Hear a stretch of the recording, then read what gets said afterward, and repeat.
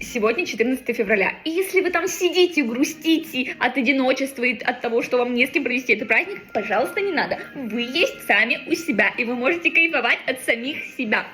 Я очень рада, что я сегодня осталась одна, наедине сама с собой, и могу делать все, что захочу, и кайфовать. Во-первых, я 2 часа сидела в ванне. Даже 2,5. И меня никто не трогал. Во-вторых, я отключила все звонки, уведомления. До меня невозможно дозвониться, потому что я от всех устала.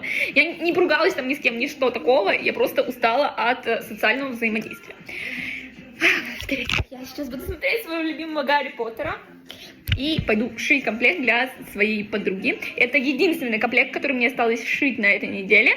И он для моей подружки. Рассказывайте, как вы проводите свое 14 февраля. Алиса, сделай громкость 10.